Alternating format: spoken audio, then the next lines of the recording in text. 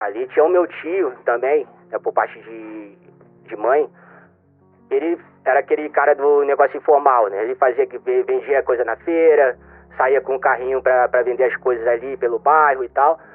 E eu sempre me acompanhando nos negócios dele, fazia entrega e tal. E sempre me chamava pra ir lá com ele, eu acompanhava ele.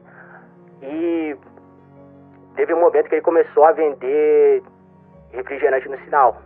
E aí me levou em anexo também pra pagar uma etapa ali.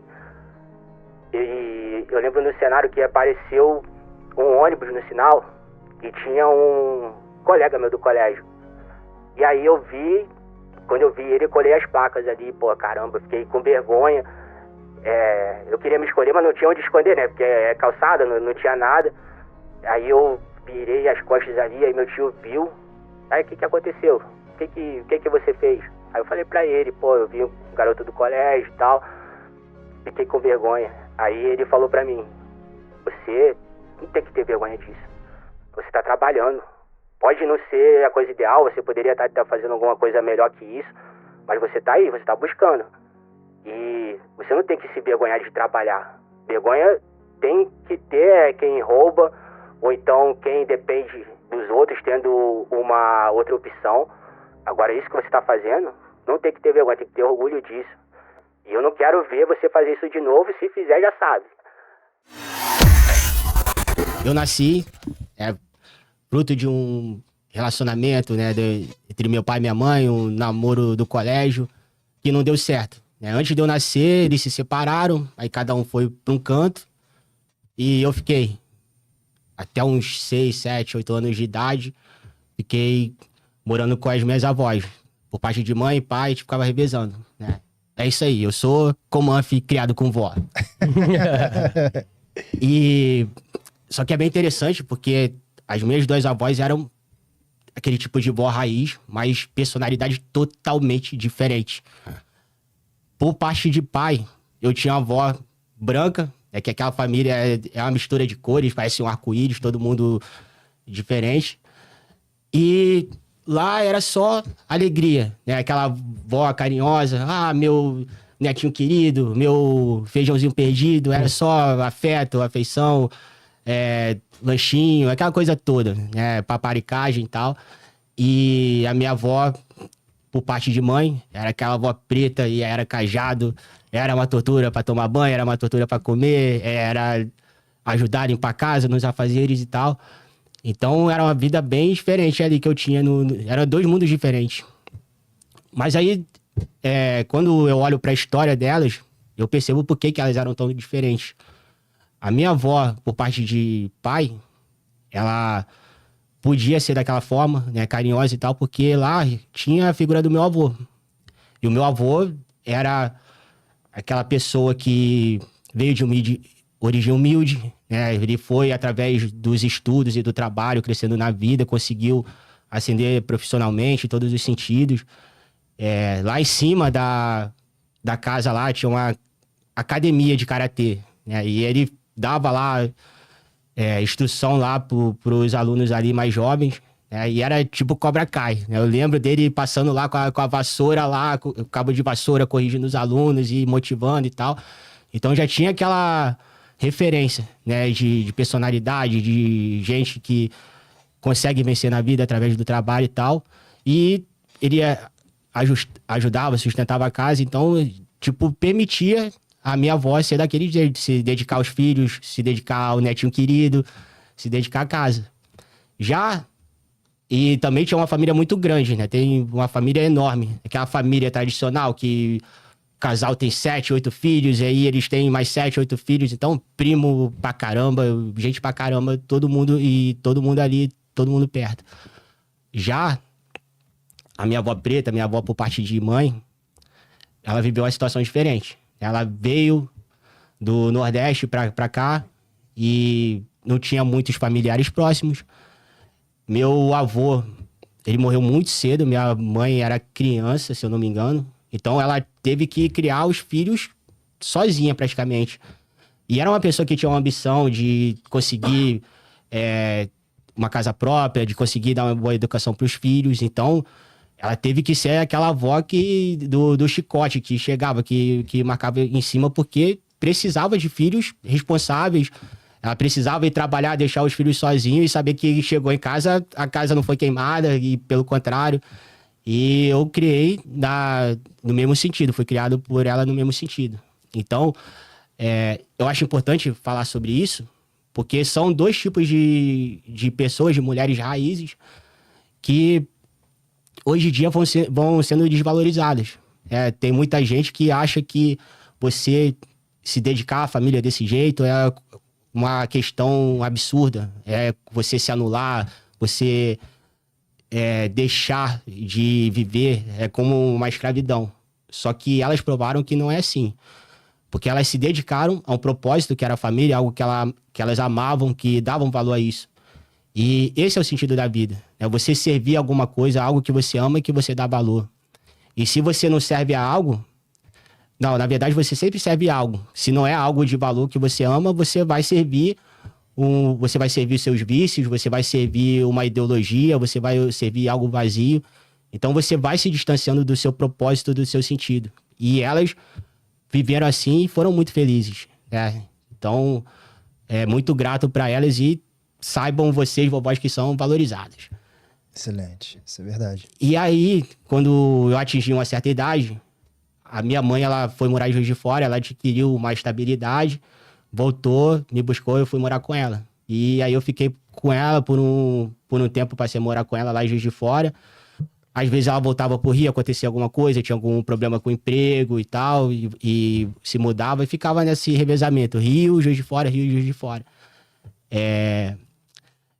Tem um seriado, que eu não sei se vocês sabem, que já fez sucesso há um tempo já, Todo Mundo Odeia o Chris. Sim.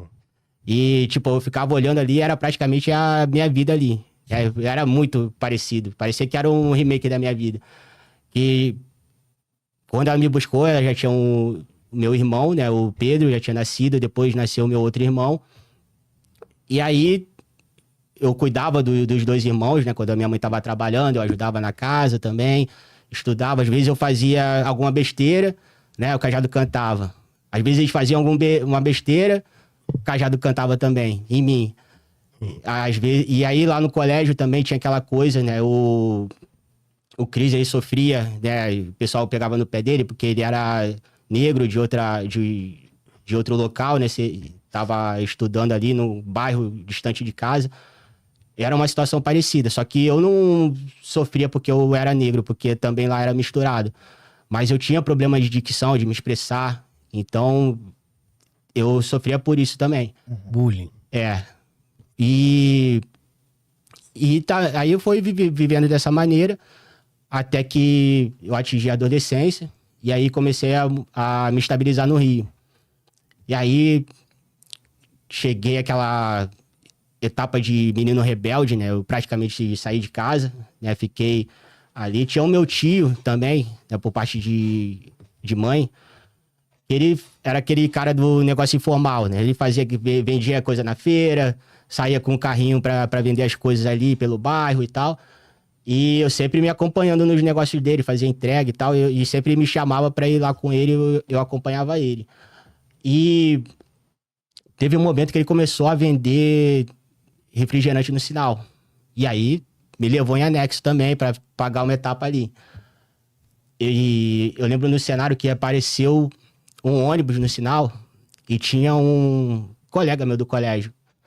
E aí quando eu vi ele, eu colei as placas ali, pô, caramba, eu fiquei com vergonha. Eu queria me esconder, mas não tinha onde esconder, né? Porque é calçada, não tinha nada. Aí eu virei as costas ali, aí meu tio viu. Aí o que aconteceu? O que você fez? Aí eu falei pra ele, pô, eu vi um garoto do colégio e tal. Fiquei com vergonha. Aí ele falou pra mim, você não tem que ter vergonha disso. Você tá trabalhando. Pode não ser a coisa ideal, você poderia estar fazendo alguma coisa melhor que isso, mas você tá aí, você tá buscando. E você não tem que se vergonhar de trabalhar. Vergonha tem que ter quem rouba, ou então quem depende dos outros, tendo uma outra opção. Agora, isso que você tá fazendo, não tem que ter vergonha, tem que ter orgulho disso. E eu não quero ver você fazer isso de novo, se fizer, já sabe. E eu lembro disso, isso ficou na minha memória, porque acho que foi a última lição que ele me deu. Porque depois de um tempo, ele arrumou um emprego, ele foi trabalhar fora do estado e ele morreu. Morreu no dia do aniversário dele, Caraca. vindo rever a família, né? Em viagem, no meio do caminho, teve um assalto e faleceu. Mas antes dele sair, né, ele chegou ali, né? Pô, esse aqui é meu sobrinho, ele vai ficar aqui no sinal do meu lugar, né? E ninguém mexe com ele. Meio que passou o bastão pra você. Passou o bastão. Porque lá no sinal, o pessoal era meio territorialista, né? Não tinha esse negócio tipo, chegou um cara novo, vamos lixar, violência, não tinha nada disso. Mas tinha uma certa hostilidade lá, o pessoal olhava de cara feia e tal. Então, ele já passou o bastão oficialmente para não ter problema. E também uma experiência interessante ali, porque quem tá de fora, né, quem passa nos carros ali na rua, vê o pessoal vendendo as coisas e você acha que é todo mundo igual, tá? Pessoal com a mesma roupa, vendendo o mesmo produto. Então, o pessoal tem a mesma condição financeira, o pessoal tem a mesma personalidade, o mesmo nível de estudo. E não era nada daquilo. Cada um tinha uma situação diferente. Tinha gente que estava fazendo aquilo ali por opção, que tinha outras oportunidades, mas por algum motivo queria estar ali. Tinha pessoas que não tinham oportunidade, que estavam ali para sobreviver. Tinham pessoas que eram empreendedoras, que levavam a família lá, que administravam o dinheiro e já tinha uma casinha, tinha um carro. Então, assim, gente de todos os níveis, tipo, todas as histórias ali. E tinha eu, que não administrava nada, não cumpria o horário que marcava, de estar mais movimento e tal. E, tipo, eu só vendia para conseguir alguma coisa para comer e não ficar dependendo da minha mãe. Isso aí você tinha quantos anos? Isso aí eu já tava com uns 14, por aí. Estudando ainda. Tava estudando ainda. E aí eu já pegava eu já perdi o horário da manhã, que é o horário que tem mais movimento. À tarde eu ia começar a preparar as coisas, então não ganhava muita coisa. Era só pra me safar mesmo. Uhum. E aí fiquei nessa por um tempo. Depois não deu certo e eu parei. E aí começa a chegar a maioridade, né? Tá chegando os 18 anos e eu... Pô, o que eu vou fazer da vida?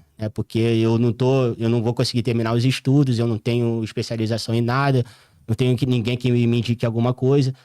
E uma situação bem complicada.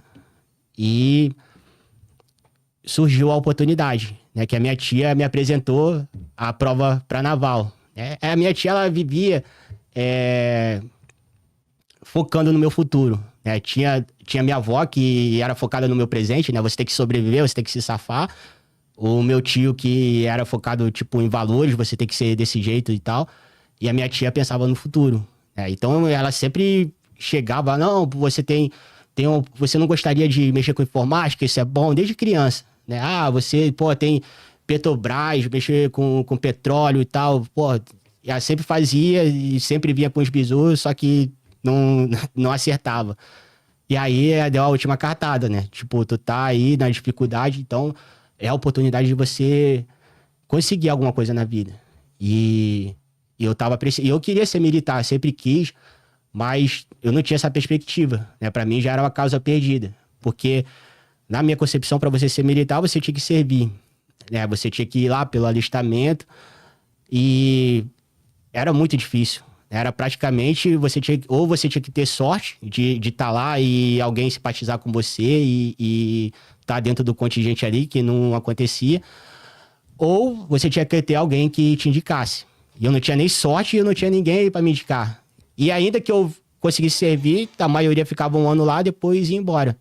E aí, o que eu ia fazer da vida depois? Aí, ela me veio com essa oportunidade e eu vi a esperança se acendendo. Só que aí eu não tinha dinheiro. Aí eu precisava pagar a inscrição, acho que era uns R$25, alguma coisa assim na época. E aí eu fui, falei com meu pai, né, que eu já não via há muito tempo. E aí ele falou pra mim, olha, pô filho, parabéns, legal, mas infelizmente eu não vou poder te dar esse dinheiro. Porque eu tô com dificuldade. Eu acabei de consertar meu carro agora. eu acabei de pagar o computador, sei lá, e tal, eu não tenho condição de te dar R$ 25, então, pô, você, infelizmente, não vai dar agora. Mas, na próxima vez, o que você precisar, pode contar comigo. Eu, tá bom. Fui falar com a minha mãe. Minha mãe, se vira. Você já tava... Porque a gente já tava brigado já, essa coisa aí.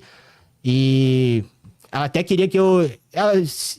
Se eu insistisse, ela iria ceder. Mas como eu já tava brigado, eu também era orgulhoso. Ela era muito orgulhosa também. Então não rolou.